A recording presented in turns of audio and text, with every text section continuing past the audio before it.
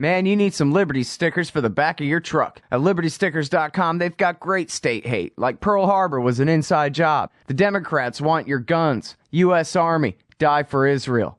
Police brutality, not just for black people anymore. And government school, why you and your kids are so stupid. Check out these and 1,000 other great ones at LibertyStickers.com. And of course, they'll take care of all your custom printing for your band or your business at TheBumperSticker.com. That's LibertyStickers.com. Everyone else's stickers suck. All right, y'all, welcome back to the show. I'm Scott Horton. This is my show, The Scott Horton Show. And our next guest is our friend Sheldon Richman, Vice President of the Future Freedom Foundation. And you can, he's the editor of their journal, The Future Freedom, which comes out every month, which you can subscribe to. It's really great. It's just $25 a year there, fff.org/subscribe. And also he writes for the regular part of the free part of the website as well, fff.org. His latest few are in foreign affairs. Not doing anything is the thing to do. Boy, I need a round of applause sound effect for that, don't I? TGIF from last Friday, War, Peace, and Murray Rothbard. And then the subject of our last interview, the isolationist smear. You can also find his articles reprinted a lot of times at counterpunch.org, and we run pretty much all of it as well at antiwar.com. Welcome back to the show. How are you doing, Sheldon? I'm doing fine. Always great to be with you, Scott. Thanks. Good deal. Very happy to have you on the show here. And well, I sure do appreciate the sentiment there about not doing anything, but in, well, I guess every conflict going on, all the major conflicts going on in the world, America is involved in Iraq and Ukraine and in Palestine. And I really want to focus on Palestine. I've been trying like crazy to get Ramzi Baroud or Ali Abunimah or Diana Boutou or one of the few Palestinians that I know to try to talk to about this thing, to talk about the proposed ceasefire that the Palestinian side put forward, that we hear basically nothing about. I can't get any of these people on my show, so I thought, well, you know who knows just about everything you need to know about Israel-Palestine? It's our friend Sheldon Richman, and I know you've taken a look at the Hamas proposal here, and so I was hoping you could give us your commentary on it. But first of all, if we could start with the Israeli and Egyptian proposed ceasefire and the war guilt of Hamas and all of the people of Palestine for not accepting that peace offer as we see it on TV news anyway. I think what offended Hamas was that the ceasefire was drawn up by the Egyptians in consultation with the United States and the Israeli government, but not anybody from Hamas. I mean, I saw the night it was issued. I saw one of the spokesmen from Hamas on TV with Wolf Blitzer, and he said he was only learning about it from television. It hadn't even been sent a copy of it. But their big complaint seems to be, and I think this is understandable, that there was no language about any of the grievances that the Palestinians in Gaza Strip have, not to mention the West Bank at all.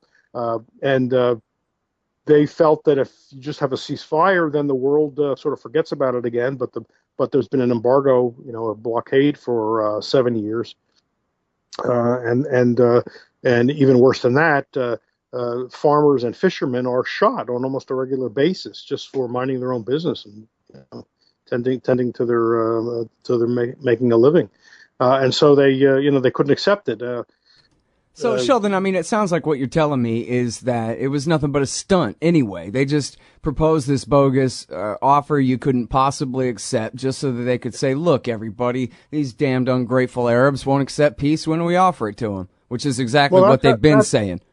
That's how it's been interpreted by commentators, that it wasn't intended to be accepted. The Israelis knew it wouldn't be accepted, and then they can perhaps gain a public relations score a public relations point if Hamas turns it down. Then they can say we accepted the ceasefire and Hamas didn't, which makes the offer that you opened this segment with coming from from Hamas and the Islamic Jihad very interesting. At that point, 10-year truce that's not even reported in the U.S. media. I haven't seen any reference in the U.S. media. It's been mentioned in the Guardian.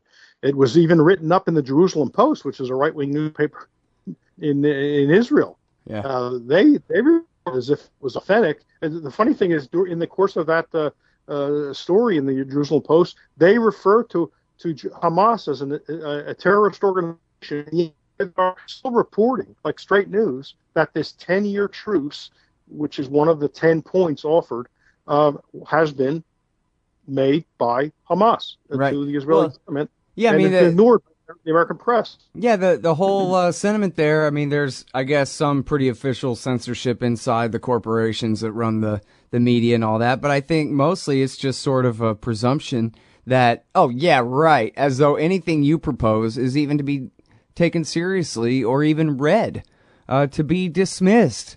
If there's going to be a peace offer here at all, it's going to be what America, Israel, and whoever they pick and choose come up with.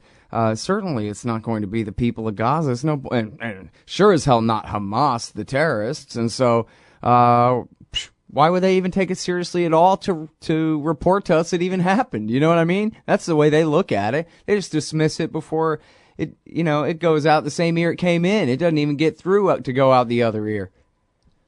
Well, that's right. But the only thing that sort of makes that analysis not entirely right is that the reporting this time around has been better, even on NBC and CNN than past clashes with the Gazans, have been reported. So I'm sort of hopeful that this might have been mentioned by somebody. There really has been some good reporting. Correspondents who have been willing to report things that are quite uncomplimentary to what Israel's doing, and also making some broad statements that raise the larger context regarding the sad situation the Palestinians are in particular in Gaza. This embargo, the embargo. There've been almost references to the fact that it is really an open air prison. It's like a prison camp, and that's needed. They need to say that because the Israeli spokespeople so often will say we withdrew from Gaza in 2005 and all we got were rockets. Well, if it's left at that, then the American public will say, well, yeah, that's wrong. They got their freedom, and yet they're still sending rockets into Israel. But of course, they didn't get their freedom. Withdrawing just meant taking the troops, from inside of Gaza to simply the outside to guard all the borders and the coast, and then they also took out the settlements so that no Israelis would get hurt in the clash. That's hardly a withdrawal or an end to the occupation. That's as if prison guards leave the prison. And let the prisoners, in a sense, govern themselves, but the guards still control who and what can get in and out.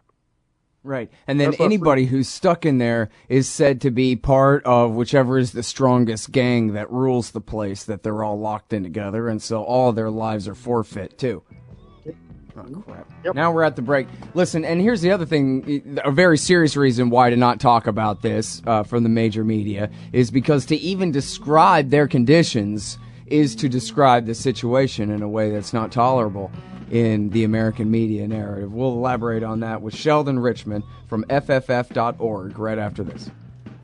This part of the Scott Horton Show is sponsored by Audible.com. And right now, if you go to audibletrial.com/Scott Horton Show, you can get your first audiobook for free. Of course, I'm recommending Michael Swanson's book, The War State, The Cold War Origins of the Military-Industrial Complex and the Power Elite. Maybe you've already bought The War State in paperback, but you just can't find the time to read it. Well, now you can listen while you're out marching around. Get the free audiobook of The War State by Michael Swanson, produced by Listen and Think Audio at audibletrial.com/Scott Horton Show. All right, y'all, welcome back. Talking with Sheldon Richman about Gaza. Real quick, I'm sorry, I keep forgetting to brag. All show long I've been meaning to brag about this. European court says CIA ran secret jail in a Polish forest. Yeah, I know, because my wife, Larissa Alexandrovna, reported this back on March 7th, 2007. Soviet-era compound in northern Poland was site of secret CIA interrogation, detentions. And the thing about it is, it used to be a Nazi base before it was a Soviet base, before it was an American torture chamber. Just so you know the totalitarian heritage there. And when she published this article at rawstory.com, she was denounced by the president of Poland as a liar and said to be participating in some Democratic Party smear job campaign for the upcoming elections. But here she's been vindicated repeatedly by the European Court of this, that, and the other kind of investigation. And now, again, by this which European court? The Court of Human Rights. European Court of Human Rights has now again and again confirmed her reporting there about the CIA torturing people at that secret base in Poland. All right, so just so you know, that was my lady. She does good work when she's working. Now we're talking to Sheldon Richman again here about what's going on in Gaza. And this is important news, and again, very, highly omitted. Can I say it that way? The story that Hamas has put forward a substantive proposal for a ceasefire. And what they're saying here, regardless of what you think of them, you got to admit it's within their purview. They're arguing that they don't want a ceasefire now, just back to status quo. You know, whether or not you try to screw them by announcing it as a PR stunt with the Egyptians or otherwise, they'll go ahead and continue to resist because it's a living death anyway. I heard them saying that on TV. And so they want, what do they want, Sheldon? They want a helicopter and $1 million and an escape route the hell out of here? What kind of, they want the Israelis to give up all of their land and destroy the Israeli state forever? Are those the demands of Hamas for a ceasefire? No, they're pretty modest, if you ask me, and then more or less in line with just sort of basic rights. And go down the list if you like. They call for, number one, a mutual cessation of the war and drawback of tanks to previous locations, and the return of farmers to work their land in the agricultural border areas. Farmers are often harassed who are working, inside of Gaza, but on the most arable of the agricultural land that's in the Gaza Strip, and often they've been shot at and sometimes killed by Israeli soldiers on the outside of that perimeter, and that's intolerable. They're asking for, second, the release of the Palestinians who were detained, since June 23rd. This was after the kidnapping and then the discovery of the bodies of the three West Bank settler youth. And the Israeli government, Netanyahu government, clearly used that to provoke Hamas, because instead of just having a typical regular law enforcement operation and going out and getting the 2 or 3 guys they had every reason to think were behind this kidnapping, they went in and swept up Hamas people on the West Bank. Not in Gaza, but in the West Bank. And a lot of those had only recently been released as part of that Gilad Shalit release, that exchange. The Israeli soldier had been held by Hamas. They went and re-arrested 400 or 500 people, so they want them released. They want a lifting of the siege, opening of the border crossings to goods and people.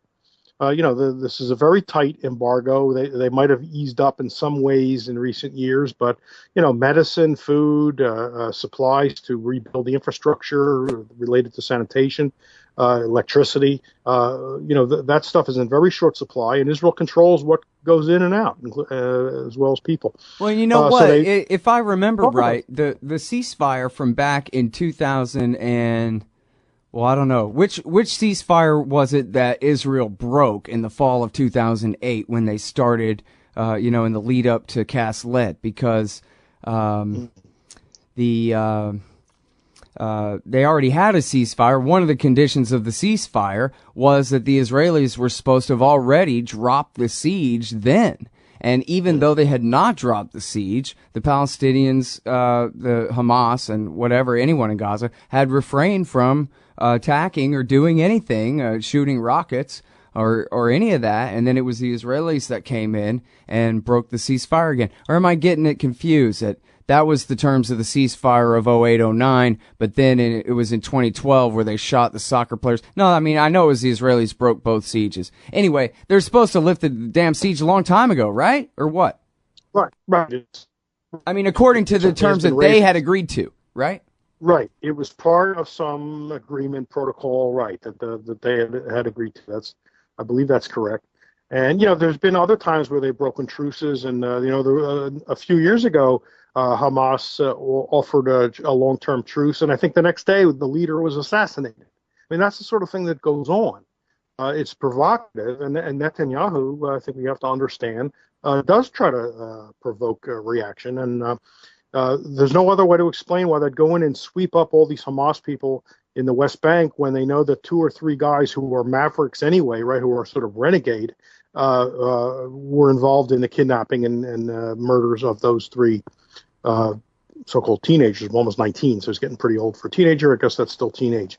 But how is that not to be provocative? They must have known what Hamas was going to do in response, and then and of course, I think the greater goal here was to make sure this unity government didn't stand. Yeah, Hamas I mean, that's the thing. The proof of their dishonesty is that they pretended to believe that the boys were still alive for 2.5 weeks as they were drumming up this crisis with their sweeps and roundups and all of that thing. And then for just to what you're saying, the real goal here is what again? Well, Hamas, after the phony peace process fell apart, because it was rigged from the start anyway. I don't know why Curry getting praised for that. But after that fell apart, Hamas then agreed to join Abbas's government, the PA, the Palestinian Authority, but hold no positions in it, right, and hold no control no ministries, but had signed on to the coalition. But that meant the whole PA program, the whole Fatah program, which includes recognition of Israel. So instead of pressing ahead to see whether that meant there was some potential for maybe an overall settlement, Netanyahu condemns it, criticizes the United States for not condemning it, calls on the United States to end all the aid to the Palestinians, but of course don't end any aid to Israel, so it's clearly one-sided, and then did everything he could to smash Hamas and to provoke Hamas in order to say, well, he was saying this right from the start. Mm-hmm. We can't deal with people who have terrorists in their coalition. But when there wasn't a national unity agreement between the 2 factions of Palestinians, he used to say that how can you negotiate when they're not united? Right. So, he doesn't want them united. He doesn't want them apart. Right. That to me is suspicious. Right. And sure, we deal with anyone as long as they're elected, and then Hamas gets elected. Oh, no, well, we can't deal with them. They're terrorists. Whereas the PA before that, they were unelected, so they're not legitimate. Any excuse. All right, and now, I'm sorry. Go ahead.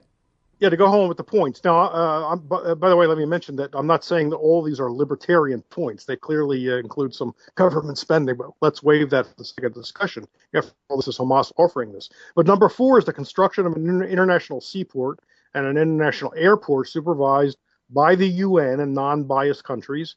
5, expansion of the maritime fishing zone to 10 kilometers. I think Israel only recognizes 3, which is not consistent with international law. So fishermen are not allowed to go beyond there, and they've gotten shot going beyond the 3.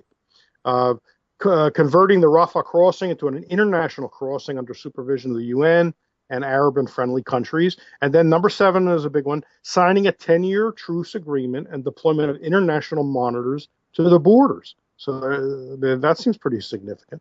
8, a commitment by the occupation government not to violate Palestinian airspace, and easing of conditions for worshippers in Al-Aqsa Mosque. It's in Jerusalem. 9, the occupation will not interfere in the affairs of the Palestinian government and will not hinder national reconciliation. And finally, restoration of the border industrial areas and their protection and development. Those don't sound very radical, like you say. They're not, give us $10 billion and a jet plane so we can escape. I mean, these are all just the fact that they're demanding any of these things just proves how ruthlessly they're being deprived of modern life. May we please have a port? I mean, what the hell is that? You know what I mean? You're not allowed to have a port? Yeah, exactly. May we please have an industrial area? It's incredible. Thank you, Sheldon. I sure appreciate it. Anytime, Scott. Thank you. Sheldon Richman, everybody, FFF.org. The military-industrial complex. The disastrous rise of misplaced power. Hey, y'all, Scott Horton here. I'd like for you to read this book, The War State, by Michael Swanson. America's always gone to war a lot, though in older times it would disarm for a bit between each one. But in World War II, the U.S. built a military and intelligence apparatus so large, it ended up reducing the former constitutional government to an almost ceremonial role and converting our economy into an engine of destruction. In The War State, Michael Swanson does a great job telling the sordid history of the rise of this national security state, relying on important first-hand source material, but writing for you and me. Find out how Presidents Truman, Eisenhower, and Kennedy all alternately empowered and fought to control this imperial beast, and how the USA has gotten to where it is today. Corrupt, bankrupt, soaked in blood, despised by the world. The War State by Michael Swanson, available at Amazon.com and at Audible.com. Or just click the logo in the right-hand margin at ScottHorton.org. We should take nothing for granted. Hey, all, Scott Horton here for the Council for the National Interest at councilforthenationalinterest.org. Are you sick of the neocons and the Israel lobby pretending as though they've earned some kind of monopoly on foreign policy wisdom in Washington, D.C.? These peanut clowns who've never been right about anything? Well, the Council for the National Interest is pushing back and telling the lobby to go take a hike. The empire's bad enough without the neocons making it all about the interests of a foreign state. Help CNI promote peace. Visit their site at councilforthenationalinterest.org and click Donate under About Us at the top of the page. Hey, all, Scott here. Ever wanted to help support the show and own silver at the same time? Well, a friend of mine, libertarian activist Arlo Pignatti, has invented the alternative currency with the most promise of them all. QR Silver Commodity Discs. The first ever QR code 1-ounce silver pieces. Just scan the back of one with your phone and get the instant spot price. They're perfect for saving or spending at the market. And anyone who donates $100 or more to the Scott Horton Show at scotthorton.org/donate gets one. That's scotthorton.org/donate. And if you'd like to learn and order more, send them a message at commoditydiscs.com or check them out on Facebook at /commoditydiscs. And thanks. Hey, all, Scott Horton here for The Future Freedom, the monthly journal of the Future Freedom Foundation. As you may already be aware, Jacob Hornberger, Sheldon Richman, and James Bovard are awesome. They're also in every issue of The Future Freedom, and they're joined by others of the best of the libertarian movement. People like Anthony Gregory, Wendy McElroy, Lawrence Vance, Joe Stromberg, and many more. Even me. Sign up for The Future Freedom at fff.org/subscribe. It's just $25 a year for the print edition, $15 to read it online. That's The Future Freedom, edited by Sheldon Richman at fff.org/subscribe. And tell me you heard it here.